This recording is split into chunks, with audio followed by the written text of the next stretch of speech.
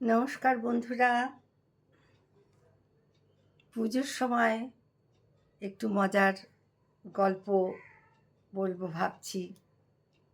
দুঃখ তো আমাদের আছে, নিত্যসঙ্গী, কত কিছু দেখছি আমরা। তো মজা বলতে তো গোপাল ভাঁড়ের কথা মনে পড়ে। তো গোপাল ভাঁড় সারা রাত্রি যাত্রা শুনেছে। এখন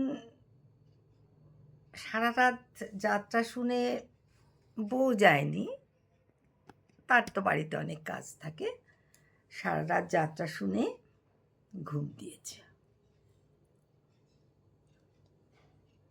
এখন ভোরবেলা উঠে স্ত্রীর সমস্ত কাজ টাজ করেছে গোপাল ভাঁড়ের বউ।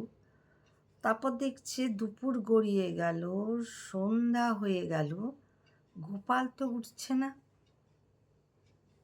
গোপালের বউ বেশ চিন্তিত, এরম তো দেরি করে ও ওঠে না। তখন বলছে, কি গো, তুমি এখনো উঠছো না কেন?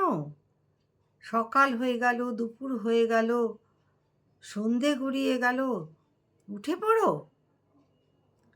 এত হাঁক ডাকে গোপাল চোখ খুলে দেখল, বাড়িটা দেখে বলল, সবে তো সন্ধে, আমি আরেকটু ঘুমাই, বলে উপাস ফিরে আবার ঘুমিয়ে পড়ল।